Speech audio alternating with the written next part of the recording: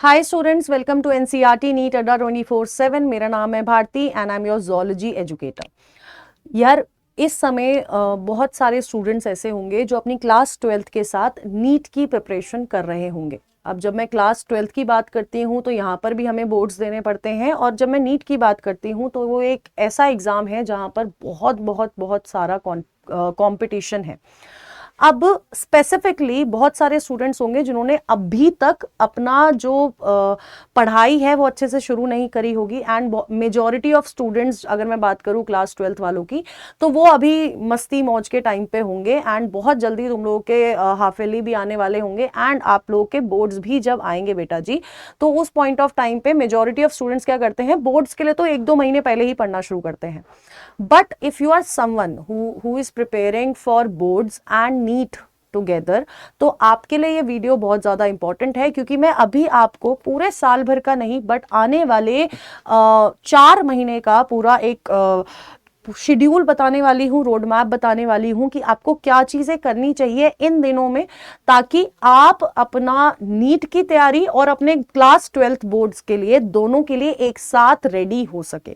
ठीक है, जल्दी से स्टार्ट कर लेते हैं। सबसे पहली चीज़ यार, हम लोग जब किसी भी चीज़ के लिए पढ़ाई करना शुरू करते हैं, हम लोग जब किसी भी चीज़ को क्या कहते हैं, समझना शुरू करते हैं, कोई भी एक हमारा पर्टिकुलरली अगर एम होता है, तो उस पॉइंट ऑफ टाइम पे हमें सबसे पहले पता होना चाहिए कि यार मेरा ये सिलेबस है, मुझे ये सिलेबस इतने टाइम पीरियड में खत्म करना है। अब जो इस समय 12th वाला बच्चा है, मुझे पता है 90% बच्चे ऐसे होते हैं 12th में तो ध्यान दे देते, लेकिन 11th में वो बिल्कुल भी ध्यान देके नहीं आते, और आधे बच्चों की जो 11th होती है ऑलमोस्ट बर्बाद होती है। और अगर 11th बर्बाद है, इसका मतलब है आपके बेसिक्स क्लियर नहीं है। तो सबसे पहली चीज जो हमें करनी होती है जब हम लोग किसी भी चीज की तैयारी कर रहे हैं, वो करनी होती है बेटा, हमें अपना बेसिक्स क्लियर करने हैं। और खासकर उन सब्जेक्ट्स में जैसे कि आपका फिजिक्स हो गया, केमिस्ट्री हो गया, ये दो पर्टिकुलरली ऐसे सब्जेक्ट है जहां पर आपको बेसिक्स की बहुत ज्यादा जरूरत पड़ती है। क्योंकि अगर आपके बेटा जी बेसिक्स अगर इधर उधर डामाडोल है ना, तो फिर आप आने वाले जो चैप्टर्स है उसमें आपको प्रॉब्लम आएगी, और कभी आपका कंसेप्ट क्लियर होगा ही नहीं। जब तक टीचर आपको पढ़ा रहा होगा, आपको लग रहा होगा हाँ मुझे सब समझ आ रहा है, लेकिन जब आप अपने आप क्वेश्चन प्रैक्टिस करने लगोगे, आपके वो क्वेश्चन नहीं बनते हैं। और ये बहुत सारे बच्चों के साथ प्रॉब्लम होती है, और ये इसलिए होती है क्योंकि आपके बेसिक्स क्लियर नहीं है। तो पहली चीज जो हमें करनी है वो हमें बेसिक्स क्लियर करनी है। दूसरा जो हमारा फोकस होना चाहिए, सिलेबस कंप्लीशन पे हमारा फोकस होना चाहिए। एंड मेजरली अगर मैं आपको बताऊं तो सिलेबस के अंदर अगर मैं बात कर रही हूं ना, तो I am talking about class 12th का सिलेबस प्लस क्लास 11th का सिलेबस, क्योंकि नीट में अभी तक आपका यही दोनों क्लास का सिलेबस आता है।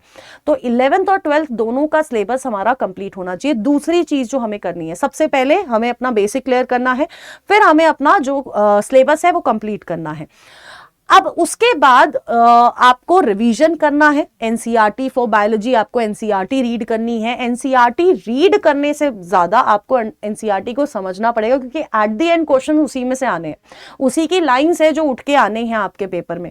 एंड एनसीईआरटी की हर एक चीज, चाहे वो इंट्रोडक्शन वाला पेज हो, उस पेज से भी क्वेश्चन आने वाले हैं। इस साल आया भी है, सेल बायोलॉजी से जो क्वेश्चन आया था एनसीईआरटी में क्लास 11th वाले इंट्रोडक्शन वाले पोर्शन से, वहां से आपका रिडक्शनिस्ट बायोलॉजी वाला क्वेश्चन आया था। तो आप वो वाला पेज भी आपको पढ़ना है, आपको डायग्राम के नीचे कुछ लिखा हुआ है वो भी आपको पढ़ना है, आपको कहीं पर कोई चार्ट बना हुआ है, उस चार्ट में क्या लिखा है, उसके नीचे क्या लिखा है, आप मान के चलो एनसीईआरटी की हर एक चीज इंपॉर्टेंट है। और मैं हमेशा बोलती हूँ कि एनसीईआरटी का बेटा फुल स्टॉप तक इंपॉर्टेंट है। मैं इतना बोल रही हूं क्योंकि एट द एंड बायोलॉजी जो कि आपका 360 मार्क्स लेके आती है, वो आपका वहीं से निकलने वाला है।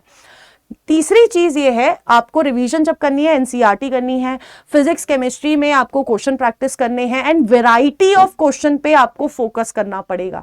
वैरायटी भी, और सबसे इंपॉर्टेंट चीज है कि ऐसा नहीं है कि 4 वैरायटी ऑफ क्वेश्चन करें और उन चारों वैरायटी में एक एक क्वेश्चन किया, नहीं। अगर आप 4 वैरायटी ऑफ क्वेश्चन कर रहे हो, तो उन चारों वैरायटी के एटलीस्ट आपको 20 से 25 क्वेश्चन करने होंगे, ताकि आपको पता चले और आपका टाइम वेस्ट ना हो। जो इस बार प्रॉब्लम थी नीट 2025 के पेपर में, मेजर इशू वाज कि यार आप टाइम मैनेज नहीं कर पाए। बायो का पेपर लेंदी आ गया, केमिस्ट्री का पेपर ट्रिकी आ गया और फिजिक्स के लिए इतना टाइम बचा ही नहीं, है ना। तो आप लोगों को हर एक तरह का वैरायटी, जितनी वैरायटी हो सकती है उतने क्वेश्चन सॉल्व करने हैं, और उस वैरायटी में भी आपको नंबर ऑफ क्वेश्चन आपका अपना नंबर ज्यादा रखना है। फिर आपको रिवीजन करना है वाया मॉक टेस्ट, और ये माइनर वाले मॉक टेस्ट होंगे, कभी 1 चैप्टर का दे दिया, कभी 2 चैप्टर के दे दिए, 3 चैप्टर के दे दिए, ऐसे करके माइनर माइनर मॉक टेस्ट के थ्रू आपको रिवीजन करना है।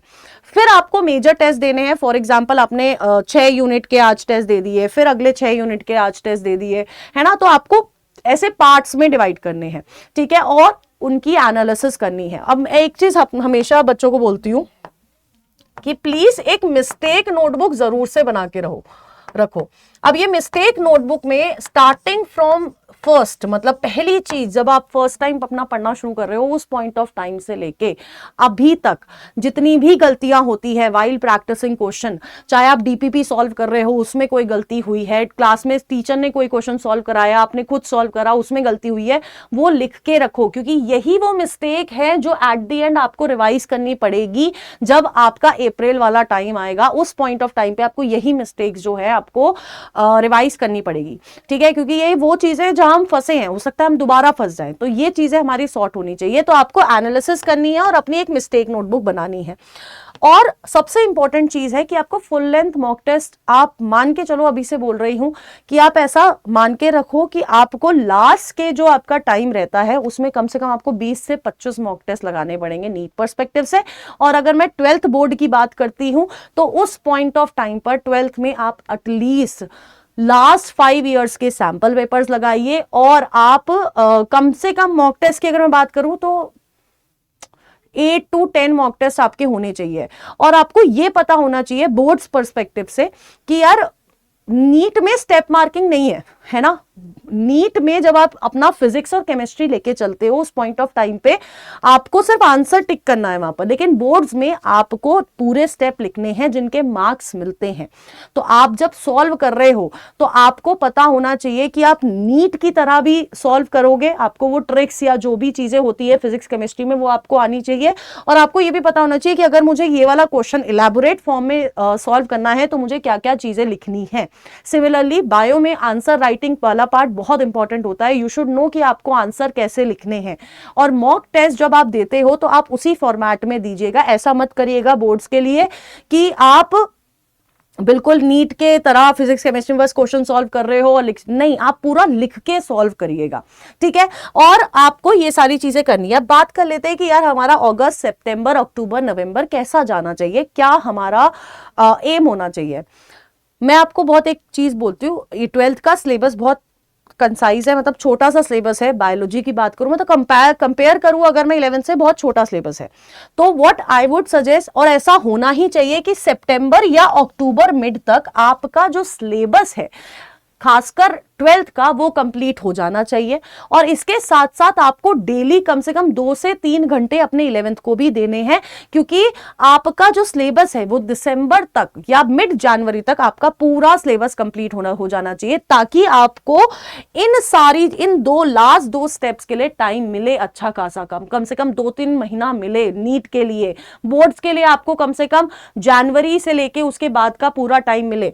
तो आप मान के चलिए कि आपको, अगर अभी आपने स्टार्ट नहीं करा है, अगस्त लीजिए आराम से और आप अपने बेसिक्स क्लियर करिए, उसके बाद अपना सिलेबस शुरू करिए, है ना। अक्टूबर तक आपका 12th का सिलेबस कंप्लीट होना चाहिए। एनी हाउ वाले केस में बोल रही हूं मैं आपको ये कि अक्टूबर एंड तक, दिवाली तक आपका सिलेबस कंप्लीट हो, एटलीस्ट 12th का हो जाए। और उसके बाद आप 11th पे, क्योंकि 11th हमने ऑलरेडी एक बार पढ़ लिया है तो उसको रिवाइज करना है। और मैं मानती हूं कि बहुत सारे बच्चे ऐसे होते हैं जिन्होंने, अगर एक बार हमने पढ़ा है तो हमें रिवाइज करने में भी मतलब थोड़ा कम टाइम पीरियड लगता है। तो आपको अपना दिसंबर या मिड जनवरी तक आपका पूरा सिलेबस हो जाना चाहिए, ठीक है। तो आपका जो पूरा का पूरा रहना चाहिए, अगस्त में आप प्लीज बेसिक्स क्लियर करो, अक्टूबर, सितंबर अक्टूबर लो कि अपना आपका 12th का सिलेबस एटलीस्ट पूरा हो जाए, है ना। और उसके बाद आप नवंबर में स्टार्टिंग से अपना 11th पे फोकस करना शुरू कर दो। अब और मैं ना एक चीज बोल रही हूँ कि जब आप 12th पढ़ रहे हो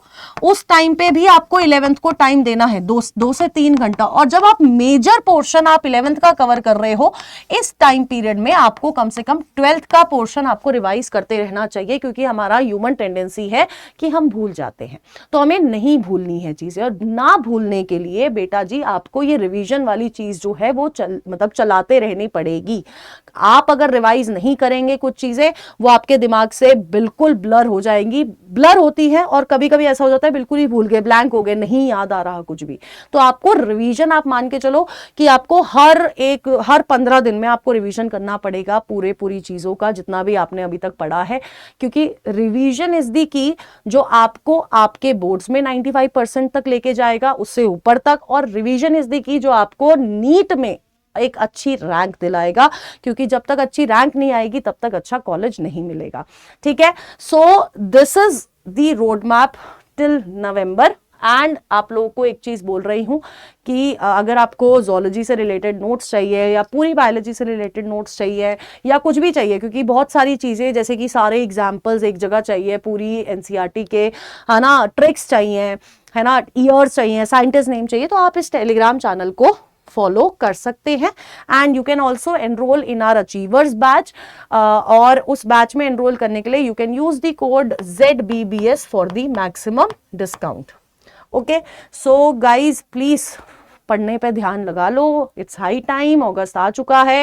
एंड जब अगस्त आ चुका है तो मैं आपको बोल रही हूँ कि अब आपके पास बहुत कम टाइम है for your boards as well as for your NEET. और जो स्टूडेंट दोनों के लिए प्रिपेयर कर रहे हैं बेटा, यू हैव टू रन, मतलब अब आपको शुरू कर देना चाहिए। बैकलॉग हो गए तो बैकलॉग भी क्लियर कर देने चाहिए इस पॉइंट ऑफ टाइम तक। ठीक है, so all the best, stay tune on NCERT NEET Adda 24/7।